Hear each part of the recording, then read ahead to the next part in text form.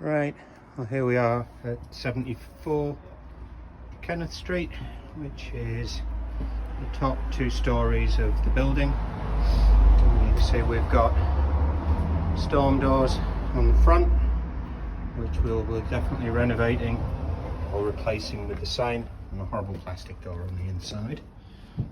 We have had some work already done in here, electric wise and plumbing wise. There used to be a toilet in this room, which is actually underneath the stairs, and we've got a significant cupboard and this amazing plasterwork on the underside of the stairs, and the first of our views across to the castle grounds with the remaining accountants logos on the windows that I haven't managed to get off yet. This room will be completely stripped out. Nice doors in decent condition, and now no actual power in here at all. We had to have it completely removed because it was so dangerous. So prior to this walk around, I have taken out fixed shelving and a couple of carpets, but I thought I'd take the opportunity of going around. This is one of the main rooms on the first floor. As you can see, we are quite a way above the road, and that's Kenneth Street outside. Storage heaters, which will be coming off shortly. Horrible carpet, which will be coming off. And again, these lovely old sash windows. They're going to need some TLC, but fingers crossed will actually come back. And then we've got a view up Bay Head. One of the floorboards was very loose, so I lifted it, and I talked about the rubble that had been used in between as soundproofing. You can see that there, and this is actually the thickness of the wall here rather than rubble. It looks like the floorboards are going to have to be taken up in here anyway, just for us to get at what there is happening down in the ceiling downstairs. So we'll come through the entrance hall. And this is the mains water for this building. There is a feed coming up at the front of the building from downstairs, but in actual fact this is the mains feed for it. Now we come into this delightful coloured room, which I've got the joys of taking off not polystyrene tiles but cork tiling, and then this MDF coving, which I believe is actually hiding the fireplace, and that's maybe going to come off today. I can actually feel a draft behind that, so I think the fireplace is probably simply open. And again, these are bits that have been left in the building that we're going to have to be dealing with. There is a kitchen out here, which at the moment only has a small amount of power running to it from an extension cable, but this will probably be a kitchen stroke storeroom when we get the place up and running as a shop. At the moment it's storeroom for my tools. I'm going to come up the stairs. Again, all this carpet's coming off. We've got a beautiful stretch of original handrail here, and these amazing metal fittings, which we will do our best to keep and utilise within the building.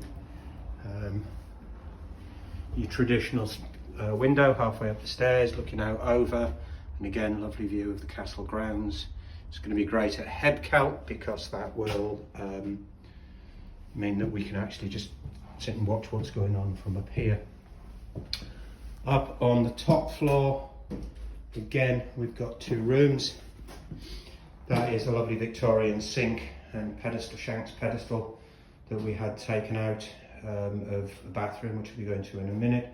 We're going to reuse those, and then we've got the fireplace in the corner, which again indicates that this building was raised at some point and utilised the existing wall with the building next door, and had to tap into the chimney from the side rather than straight through. Best view in the building, straight out there, and again horrible plastic windows that we will hopefully be getting replaced. There was a water heater in here, and all of this is going to have to be stripped out shortly. This will be my next big job, probably up here, and we'll go through here. As you can see, the wiring was interesting. Fingers crossed it should be relatively easy to take out, just by the simple dint of the fact that power was completely removed from the building, so that'll be a fun task for me. And then into the gable end room, which I'm going to have the delights of not just stripping wood chip, but stripping polystyrene wallpaper as well, which isn't any fun. And again, we can see where the fireplace was underneath there, but I'll be exposing that and we'll see what we're left with. In this room, basically a mirror image of the other one in many ways, but instead of a water heater in there, we've just got the remains of an old closet, but again with the old V lining in there, which is rather fun. There is some damp, but it's actually surprisingly dry up here. Again, all this carpet's got to come. These cabinets were left here at some point in the past, and I'm probably just going to take those apart and you know, dump them. They're of no practical use to me. And then last but not least, as I think I did a video of previously, we've got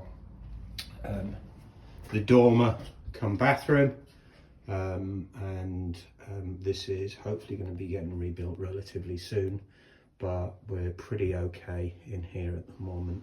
I've just got to try and work out how I'm going to get rid of this bath that's in here. I'm going to try and smash that and see if we can get it out piece by piece.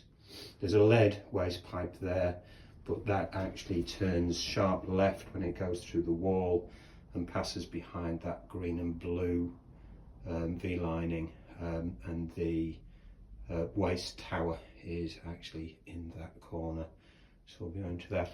So that is Kenneth Street, and I'm not going to leave you with a view of the bathroom. We'll go back down the stairs and leave you with a view of the castle, because it's a much nicer thing to look at.